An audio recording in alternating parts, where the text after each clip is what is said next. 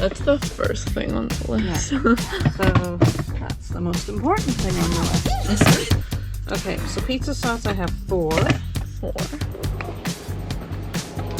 We have a bucket of oil and I have a discharge hose here. One goes to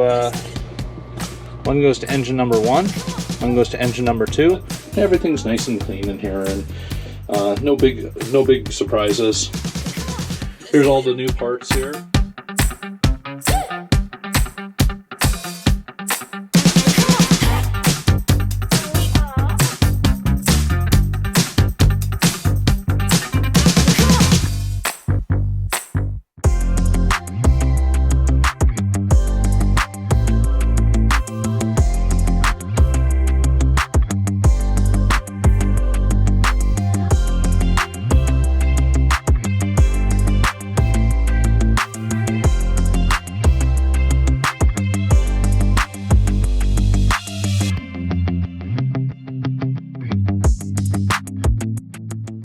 So it's Sunday morning now. I'm heading down to the boat because there's a few projects that I gotta, or a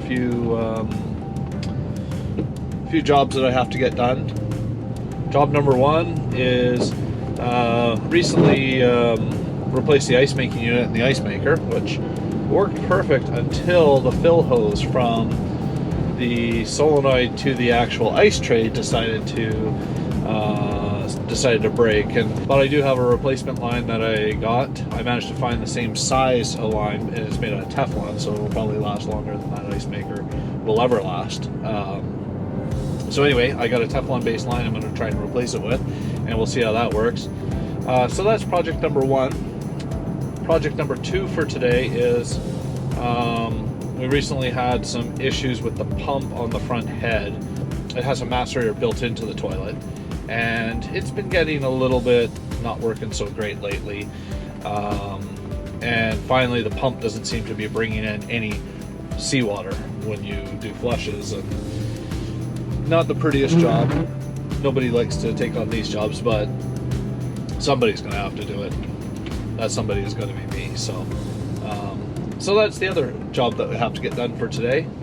Okay, so we're just on the boat right now, and looking at the ice maker. Right here, this line here attaches to this here, and when it's time for it to make ice, there's a solenoid here that opens a valve and lets the water flow up here. So what's happened with this is every time this line broke, but the actual plastic is failing and like it's just crumbling. So I'm surprised it lasted as long as it did. But so this is the line here, and it goes up to the back of the unit. So I do have to pull the unit out and get into the back, and then there's a fitting at the top here where this will be replaced. This line will be replaced. I should be able to reuse the nylon fittings that are connecting it, and once we get it attached from here up to here, we should be able to fire it up, and as long as there's no leaks, it should be okay. When you go on these big trips, space is limited. You're limited for garbage, even storing the garbage on your boat, and even where are you going to get rid of that garbage. As you can see, some of these packages, shapes like this just don't store very good in the freezer. So we're going to open these up, flatten them out, and package them better for the freezer for our big trip. We are in the forward head on Makena Kai, and I think what we're going to do is we're just going to pull the whole toilet out. Take it out on the back deck or on the dock. We'll see what's going on with it.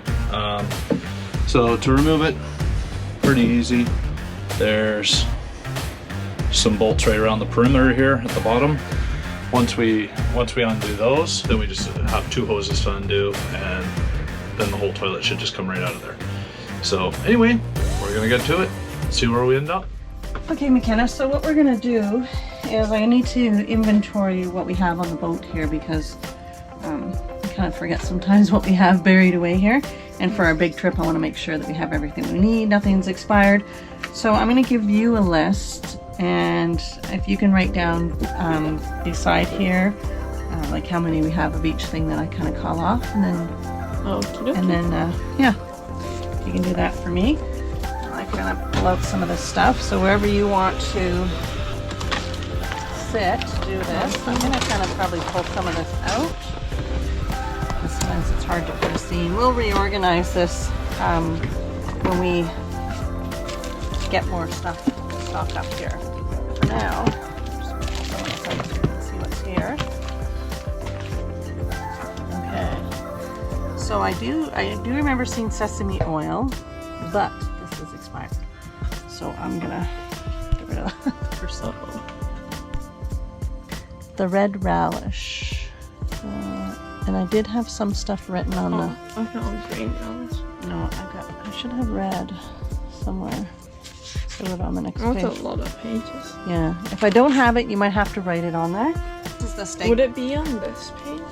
Or is this something? No, that's other stuff. So it should be on, probably on here. It might not be on here. You can just write it at the top here, maybe. Just put red relish. So. There's one here so far. There might be another one somewhere else, but right now there is one. Okay.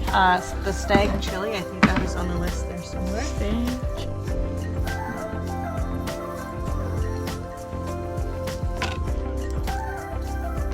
Mayo.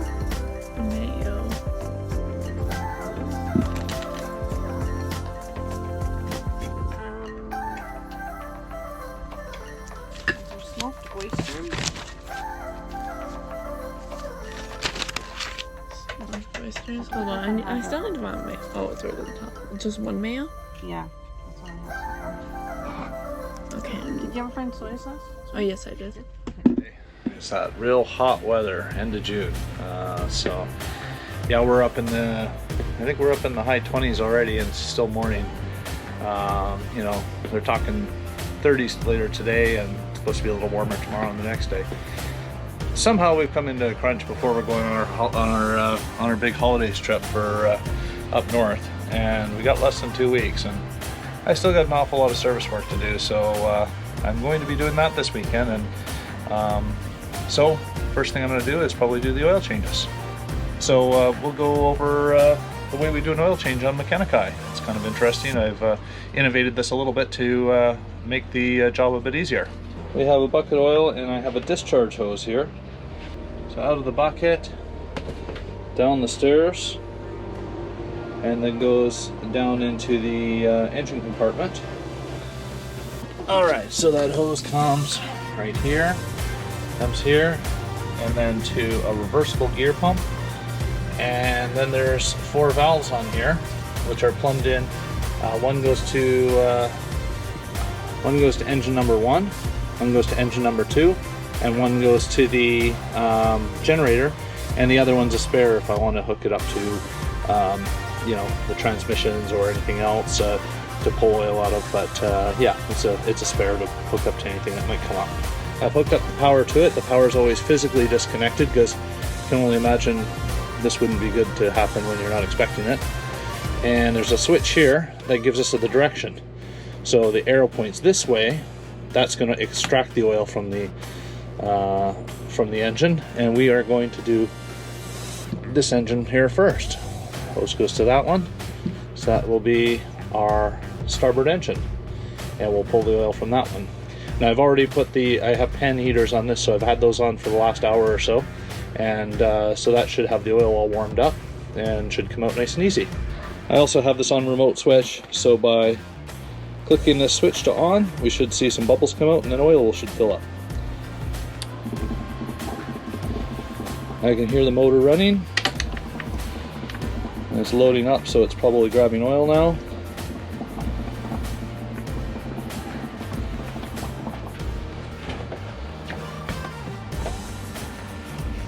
And the bubbles have stopped, so I expect, there's still a little bit of bubbles.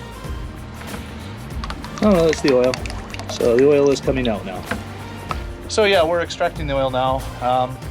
This usually takes about 3 or 4 minutes to pull oil from one crankcase, and then I can switch it over to the other.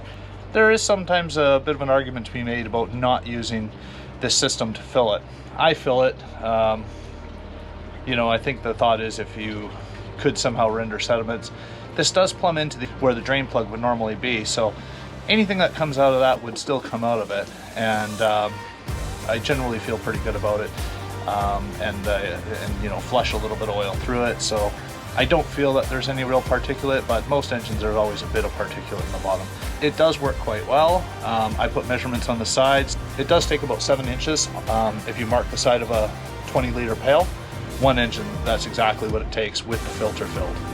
So it's kind of nice. You know, you still check it, but you don't have to keep adding oil. You kind of know exactly how much it takes. So anyway, this one should be tailing off pretty quick, and we'll move on to the next one. So what I'm going to do is just kind of lay these out.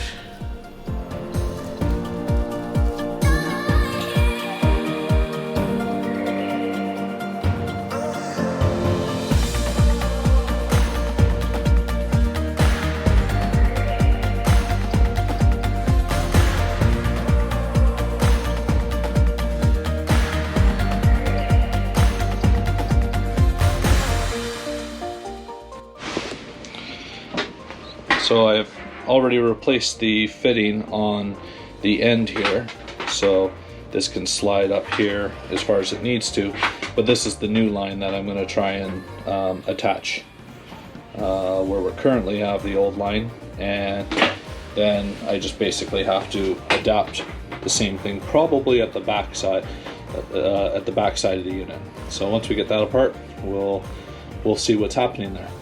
On our next video, follow along as we finish off with the engine servicing and changing the oil, as well as get up into that anchor locker and fix those windlass relays.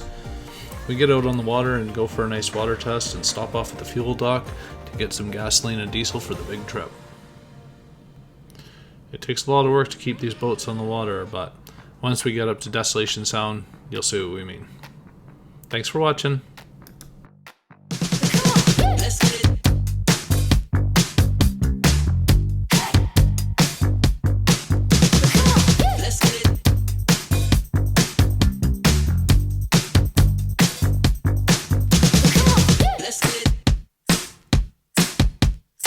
Let's get it.